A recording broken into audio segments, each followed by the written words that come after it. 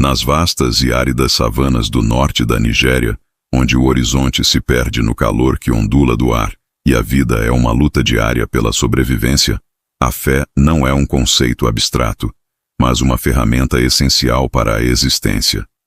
É uma terra de beleza implacável e perigos constantes, onde a esperança e o desespero caminham de mãos dadas. É neste cenário desafiador que a história de dois pastores, Tiago e João, se desenrola, um testemunho de resiliência, fé e o poder milagroso de uma única ordem divina. Tiago e João não eram estranhos à adversidade. Eram missionários dedicados, cujo chamado os levou para algumas das áreas mais remotas e perigosas da região, para compartilhar o evangelho com comunidades nômades e seminômades que raramente tinham contato com o mundo exterior. Tiago, o mais velho, era um homem de estatura imponente, cuja presença exalava uma calma e uma sabedoria que só poderiam ser forjadas por anos de confiança em Deus. Ele era o pilar, o teólogo prático, cuja fé era como as antigas árvores de baobá, que pontilhavam a paisagem, profunda, resiliente e com raízes que se aprofundavam na rocha da promessa divina. João, mais jovem e mais dinâmico, era o fogo que complementava a rocha de Tiago. Sua paixão evangelística era inesgotável, seu amor pelas pessoas contagiante. Ele era o comunicador, o que podia sentar-se sob uma árvore com um grupo de pastores e traduzir as verdades eternas em histórias e parábolas que ressoavam com seus corações. Juntos, eles eram uma equipe equilibrada, uma força espiritual que trazia a luz do Evangelho para alguns dos lugares mais sombrios da terra. O ministério deles era itinerante e cheio de riscos. Eles viajavam em uma velha picape atravessando trilhas poeirentas e rios secos, levando consigo não apenas a mensagem da salvação, mas também ajuda humanitária básica, medicamentos, sementes e alimentos para demonstrar o amor de Deus de forma prática. A região que percorriam era controlada por vários grupos armados que operavam com uma impunidade aterrorizante. Esses grupos não eram um exército unificado, mas facções rivais que frequentemente entravam em conflito, tornando a viagem uma caminhada constante através de um campo de batalha instável. Tiago e João conheciam os perigos.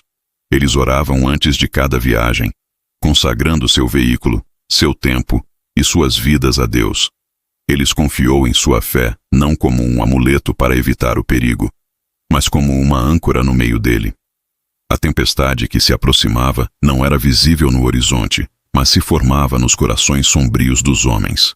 Um dos grupos armados mais brutais da região, conhecido por sua extrema violência e sua visão ultraconservadora, havia declarado os pastores como alvos. Eles os viam não apenas como uma ameaça religiosa, mas como agentes de influência ocidental que corrompiam a pureza de sua cultura. A ameaça contra eles não era anônima, era pessoal e direta.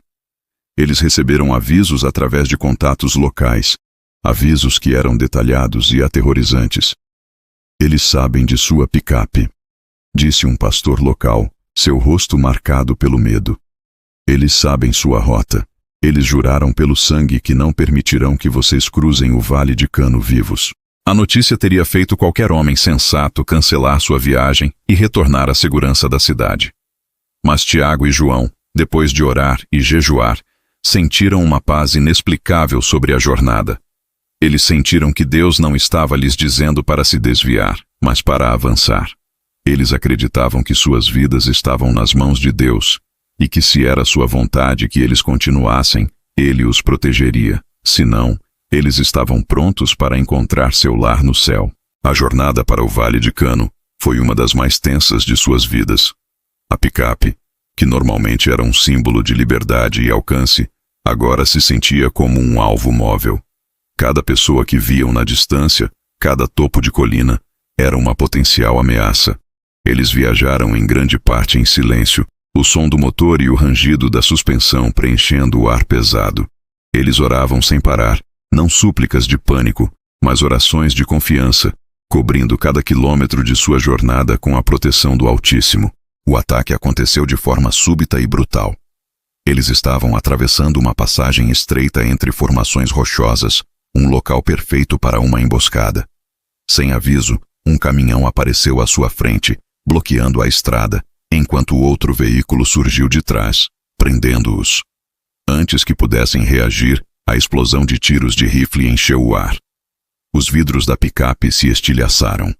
Tiago, que estava dirigindo, sentiu uma dor aguda no ombro e no peito, enquanto o veículo perdia o controle e capotava.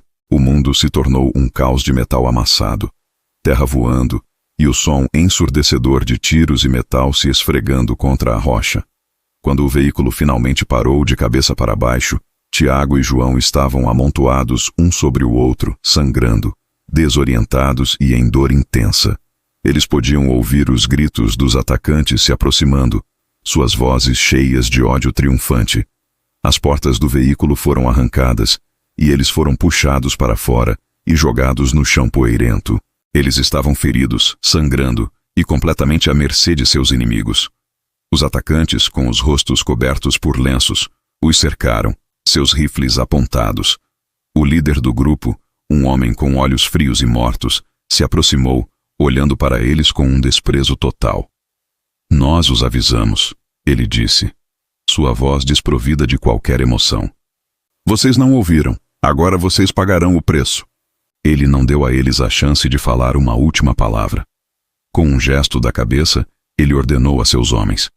O que se seguiu não foi uma execução rápida, mas uma brutalidade sistemática. Eles queriam não apenas matá-los, mas humilhá-los e quebrar seus corpos antes de tirar suas vidas.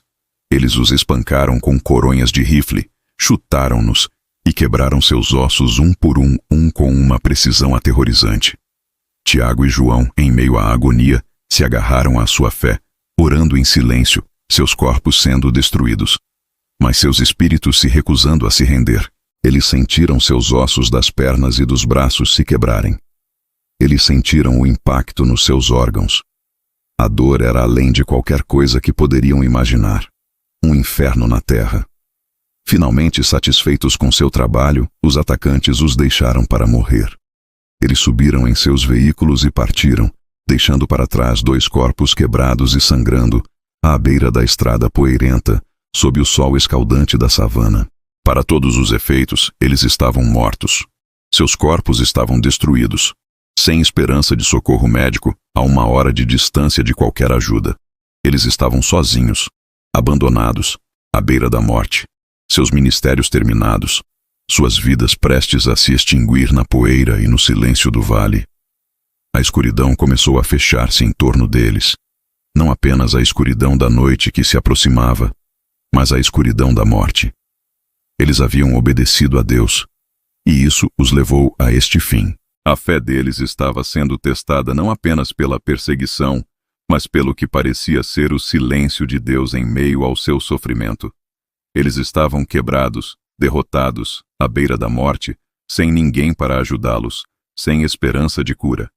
Eles estavam prontos para encontrar seu Senhor, mas em seus corações havia ainda um lampejo de fé, um último clamor silencioso no meio da agonia. Foi nesse momento de escuridão total, quando toda a esperança humana se havia extinguido, que a voz que eles tanto amavam, a voz que eles tanto pregaram, falou não do céu, mas do fundo de seus próprios espíritos, com uma autoridade que cortou através da dor e da escuridão. A voz disse apenas 2 palavras, uma ordem clara, poderosa e inegável: levante-se e ande. A escuridão que envolvia Tiago e João não era apenas a ausência de luz. Era uma presença pesada, um manto de dor e desespero que sufocava cada respiração. Seus corpos, quebrados e sangrando, eram prisões de agonia. Cada movimento, por menor que fosse, enviava ondas de dor lancinante através de seus corpos. Uma dor tão intensa que ameaçava apagar sua consciência. O sol da savana, um assassino impiedoso, cozinhava suas feridas, e o zumbido das moscas começava a se juntar à sinfonia de seu sofrimento. Eles estavam à beira da estrada, invisíveis para o mundo, abandonados à morte. Para eles, a vida estava se esvaindo, não como um rio, mas como areia escorrendo pelos dedos. A consciência de Tiago flutuava em um mar de dor. Ele via flashes do ataque, os rostos odiosos de seus agressores, sentia o impacto dos golpes que quebraram seus ossos. Ele pensava em sua família, em seu rebanho, em João, que estava caído a poucos metros de distância, também imóvel. Uma parte dele, a parte lógica, aceitava o fim. Era o fim que muitos profetizaram. O fim de um mártir. Ele se preparou para encontrar seu Senhor, entregando seu espírito em um último suspiro de fé. João, por outro lado, lutava. O fogo da juventude ainda queimava nele, mesmo sob o peso da agonia. Ele se recusava a desistir. Com cada gota de força que lhe restava, ele tentava se mover, para se afastar da dor, para chamar por ajuda, mas seu corpo não respondia. Seus ossos quebrados eram fragmentos dentro dele, inúteis. O desespero era um grito abafado em sua garganta. Ele havia pregado sobre o poder de Deus para curar, sobre a fé que move montanhas. Mas agora, sob o peso de sua própria mortalidade, a fé parecia um conceito distante, uma teologia vazia. Onde estava o poder agora? Onde estava o Deus dos milagres? A escuridão física da noite começou a descer sobre o vale, trazendo com ela um frio que fazia seus corpos tremem de forma incontrolável. A escuridão parecia trazer consigo entidades sombrias, sussurros de dúvida e desespero que zombavam de sua fé. Seu Deus os abandonou. Os sussurros diziam: vocês morreram sozinhos, sem sentido. Sua fé foi em vão. Eles estavam no vale da sombra da morte, e parecia que não havia pastor para guiá-los. Foi nesse momento de desespero absoluto, quando a dor física e a agonia espiritual atingiram seu pico, que a intervenção divina ocorreu. Não foi um anjo descendo do céu. Não foi uma voz do trovão. A voz veio de dentro, clara como um sino, poderosa como um trovão, cortando através do ruído de sua dor e dos sussurros de dúvida. Era uma voz que eles conheciam, a voz do seu pastor, a voz que os havia chamado, a voz que os havia guiado. A voz disse apenas duas palavras, uma ordem, não um convite. Levante-se e ande. A ordem foi tão inesperada, tão contrária à sua realidade física, que por um momento eles pensaram que estavam alucinando. Levantar-se? Eles mal conseguiam respirar, seus ossos estavam em pedaços. Andar? Era uma impossibilidade absurda, uma piada cruel. Mas a voz não era uma sugestão, era um comando. Carregava com ela uma autoridade criadora, a mesma autoridade que disse: haja luz, e a luz veio. Com a ordem, algo começou a mudar dentro deles.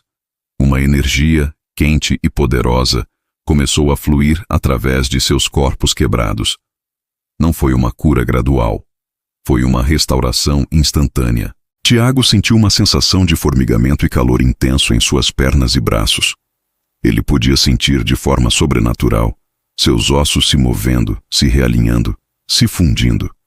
A dor, que havia sido seu universo inteiro, começou a recuar, não lentamente, mas como uma maré que se retira.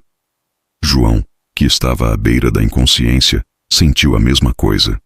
Uma onda de poder varreu seu corpo, reparando o que estava quebrado, restaurando o que estava destruído. Ele abriu os olhos, que antes estavam nublados pela dor, e viu o céu estrelado pela primeira vez em horas.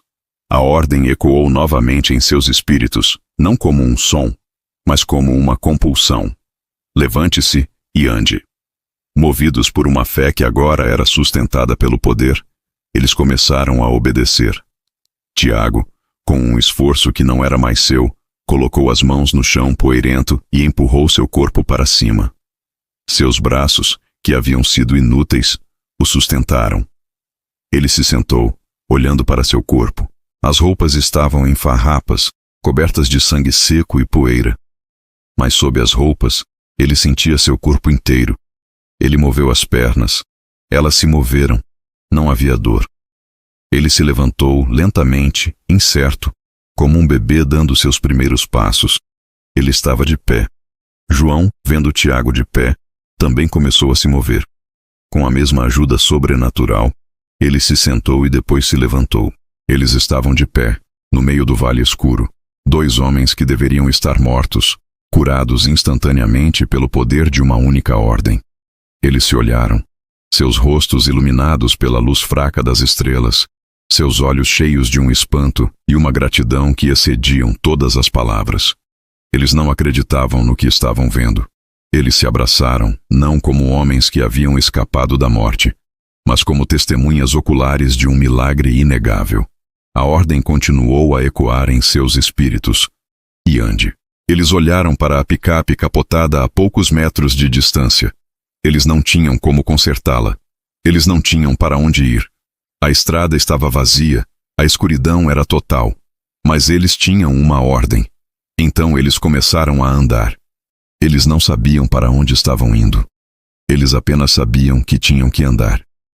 Eles caminharam pela estrada poeirenta, um passo de cada vez, seus corpos fortes e inteiros, seus espíritos transbordando de louvor. Eles caminharam durante horas, pela escuridão da noite, guiados apenas pela luz das estrelas e pela presença de Deus que parecia caminhar ao lado deles. O milagre não foi apenas a cura física, foi a restauração de seu propósito. Eles não foram apenas curados para viver, eles foram curados para continuar. Enquanto caminhavam, eles começaram a processar o que havia acontecido. Eles entenderam que o ataque não foi uma falha de Deus, mas um teste de sua fé. Eles entenderam que o silêncio de Deus não era ausência, mas uma preparação para uma revelação maior de seu poder. Eles entenderam que a ordem, levante-se e ande, não era apenas para seus corpos, mas para seu espírito. Era uma ordem para se levantar do desespero, para caminhar além da dor, para continuar a jornada, não importa o quão impossível parecesse. Ao amanhecer, eles viram as luzes de uma pequena aldeia ao longe. Eles caminharam em direção a ela, exaustos, mas cheios de uma alegria indescritível. Os moradores da aldeia, ao verem dois homens surgirem do deserto, cobertos de sangue e poeira, mas caminhando com uma força sobrenatural, ficaram chocados. Eles os levaram, deram-lhes água e comida, e ouviram sua história com incredulidade. A notícia do milagre se espalhou como um relâmpago pela região. Dois pastores deixados para mortos, brutalmente espancados, com ossos quebrados, haviam sido curados instantaneamente por uma ordem de Deus e haviam caminhado para fora do deserto. A história não era apenas um relato de cura. Era um testemunho do poder soberano de Deus sobre a vida e a morte, sobre a dor e o sofrimento. Tiago e João, que haviam sido deixados para morrer, agora eram testemunhas vivas da ressurreição. Eles haviam sido quebrados, mas Deus os levantou.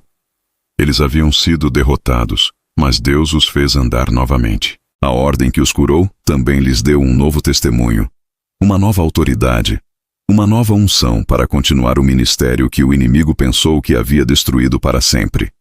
Eles foram atacados e deixados para morrer, mas a ordem, levante-se e ande, os restaurou, os curou e os enviou de volta ao campo, não como vítimas, mas como vencedores em Cristo. O retorno de Tiago e João ao ministério não foi um retorno à normalidade, mas o início de um novo capítulo, nascido das cinzas de sua destruição e forjado no milagre de sua restauração. A notícia de sua cura milagrosa não se espalhou como um boato, mas como um relato de um evento sobrenatural, um testemunho que abalou a fé de toda a região. Eles não eram mais apenas missionários dedicados. Eles se tornaram apóstolos da ressurreição, homens que haviam provado a morte e haviam voltado para contar a história. A primeira coisa que eles fizeram, após se recuperarem na pequena aldeia, foi buscar a picape capotada. Com a ajuda de alguns moradores locais, eles conseguiram desvirá-la. O veículo estava uma ruína total, mas no meio dos destroços, eles encontraram suas Bíblias, rasgadas e manchadas de sangue, mas intactas. Para eles, isso era um símbolo poderoso. A palavra de Deus, assim como eles, havia sido atacada e aparentemente destruída, mas havia sobrevivido, sua verdade inalterada. Eles viajaram de volta para sua base, não no veículo destruído, mas em uma carona, levando consigo apenas as Bíblias ensanguentadas e a história de seu livramento. A recepção em sua comunidade foi de pura emoção. Seus amigos e familiares, que já estavam de luto, os receberam não como se vissem um fantasma, mas como se vissem um milagre ambulante. Houve lágrimas, abraços e um sentimento de reverência sagrada. A história, contada por eles mesmos, com a humildade de homens que haviam experimentado a graça, inflamou o coração de todos. A fé, que havia sido abalada pelo ataque, foi restaurada e fortalecida, não por uma teologia, mas por um testemunho vivo. O impacto do milagre se estendeu muito além de seu círculo imediato. A história de Levante-se e Ande se tornou um hino de esperança para toda a igreja perseguida na região. Pastores e crentes que viviam sob a constante ameaça de violência encontraram nela uma nova coragem. A mensagem era clara: mesmo que eles matem seus corpos, Deus tem o poder de ressuscitá-los.